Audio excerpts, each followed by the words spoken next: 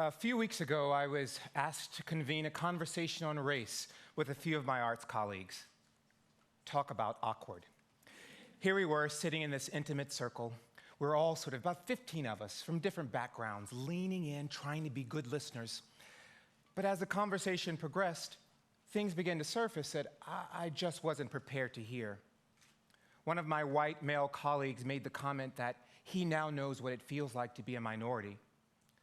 A younger colleague remained silent for fear of saying the wrong thing. And yet, to make matters worse, a third white male colleague dropped the N-word. Well, I wasn't prepared for that.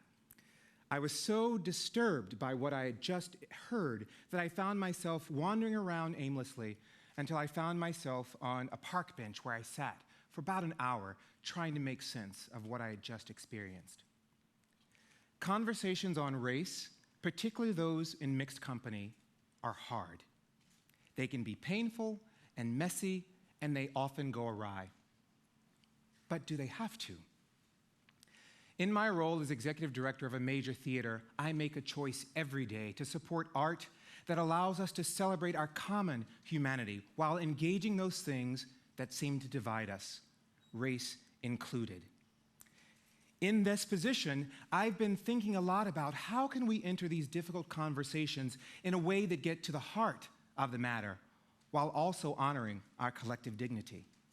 It shouldn't be that hard, right? Perhaps there are some of you in the room who actually jump at the opportunity to talk about race. Well, that certainly hasn't been my experience. In fact, I spent the first 25 years of my life doing everything I could to avoid the conversation. And then one day I woke up. I realized that as much as I was trying to run from the conversation, I just kept running right into it. And as they say, if you can't beat them, join them. And so today I find myself actually looking for the conversation, not for shame, blame, or guilt, but rather to find more comfortable ways to engage with others in this important conversation. And I'm learning. I'd like to share a few personal stories and lessons, and not all specifically about race, but lessons that have helped me to understand that the real important and ongoing work to successful conversations on race actually begin before you sit down. Here's what I've been thinking. There are 3 steps, and to make it a little bit easier, each step begins with the letter S. The first step is self-awareness. Self-awareness is critical. The second step is to surround yourself with others who are different from you. And then the third and final step is to speak up, to initiate and support change. Let's start with step 1. In starting with self, we first must realize that we are all human, and as such, we are deeply biased. I know I find myself running into my bias on a regular occasion, and I want to share one of those biases with you.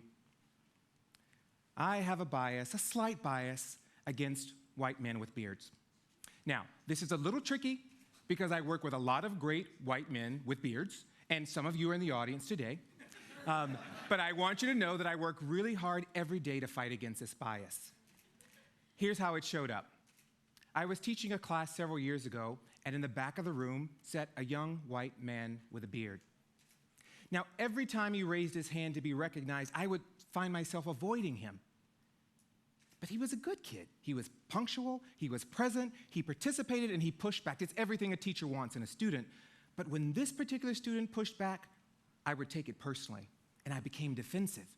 And I knew there was something really wrong with this interaction. He could sense it, and so could I. And so one day on my drive home, I asked myself, why don't I like this kid? And then it all began to make sense. When I was in high school back in Murfreesboro, Tennessee, I took a lot of courses in the annex, which was outside the main building. But to get to that annex, I had to walk through a horde of agricultural students. On most occasions, they'd part ways and let me through. But on other occasions, they would hesitate slightly. And as I passed, they would spit brown tobacco chew at my feet. Unfortunately, they were all wearing beards.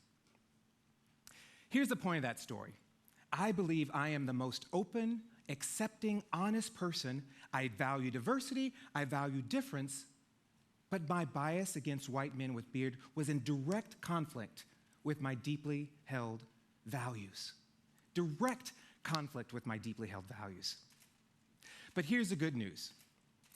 Well, before we get to the good news, it's not that I'm proud of that bias, by the way, and it's not proud of it to acknowledge it, but by not acknowledging it, how will the vicious cycle end? How can I get to know other people when I haven't taken the time to get to know myself? But here's the good news. Though behaviors are hard to change, unwanted biases, researchers tell us, can be mitigated. We simply have to unearth them, look them in the eye, and make the commitment to do better.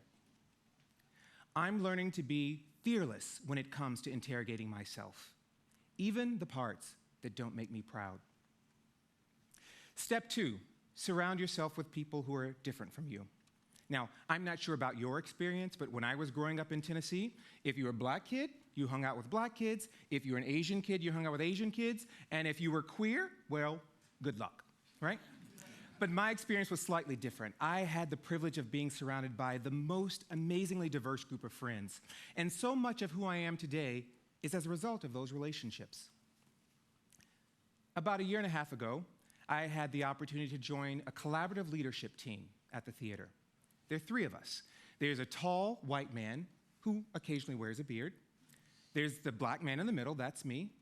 And then there's Carl. Carl is a transgender man. And, I realized before joining that leadership team that I was aware of the transgender community, but I'd never gotten a chance to know a trans person. And that all changed when I met Carl. It radically transformed the way that I thought about transgenders when I actually walked one day in Carl's shoes. I was appalled at the mess that he has to endure on a daily basis. The glaring looks, the giggles, the unsafe environment. In many ways, we were very different on the surface. I as a black man, he as a trans man. But in other ways, we were dealing with the same microaggressions, the same disdainful looks, and the same sense and messages that we didn't belong. But it was the commonality, not the difference, that connected me and Carl more deeply to each other. Because I had the chance to perspective take, to walk one day in his shoes, I have a deeper appreciation and a respect for what it means to be transgender. And here's the better news. I'll never look at a transgender person in the same way. Here's a takeaway from step 2 of surrounding yourself with people who are different. I never would have had that perspective, that eye-opening experience, had I only surrounded myself with people who look like me. But it's easier said than done. We find ourselves in increasingly inbred circles. Listen to the research. A 2014 study by the Public Religion Research Institute said that 3/4, that's 75% of white people, have none non-white friends. I can only imagine how dismal those numbers are when we think about how many transgender friends we have. Step 3. Step 3 is to speak up. Now, speaking up can take on many, many different forms. It could be as simple as, well, just a couple of weeks ago, when I arrived in an upscale restaurant with my family in a quaint little town in western Massachusetts. You probably know where this story is going. We had been in the car for a couple of hours. The kids were a little restless. They were tired. Dad, are we there yet? We're so hungry. So finally we arrive at the restaurant. We hop out of the car, head in, and I say, table for 4 for lunch. And that's when all things started to go sour.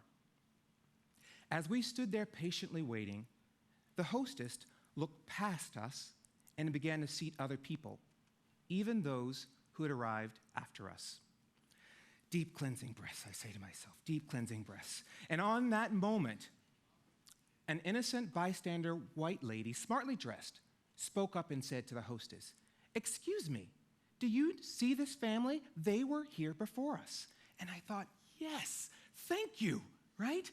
This innocent lady used her social privilege to address an indignity towards me, and that made me feel powerful. And I'm sure she felt pretty good about it. But sadly, research tells us that very rarely do people take the opportunity to confront bias, even when it's their instinct to do so. We've all been there, right? We've heard someone make an oppressive comment around someone else. Maybe it was grandma at the dinner table or a colleague at work. Sometimes we say something, sometimes we don't. Every situation is different. But speaking up asks us to step outside of our comfort zone. It asks us to be courageous. And for those of us who are in positions of privilege and power, generally speaking, we have less to lose.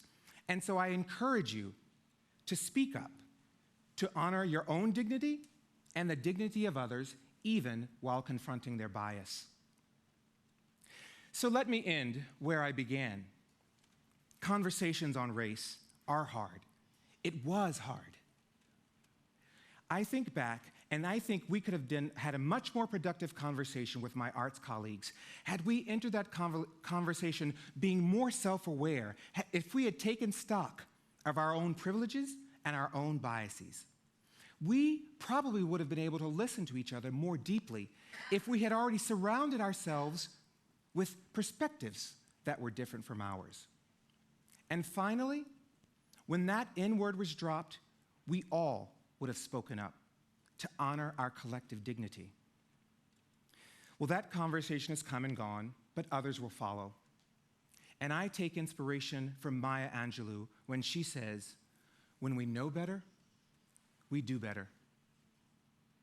When we take the chance to know ourselves well enough, then we can come together across our differences and get to know each other. We can sit and talk together in truth and in dignity.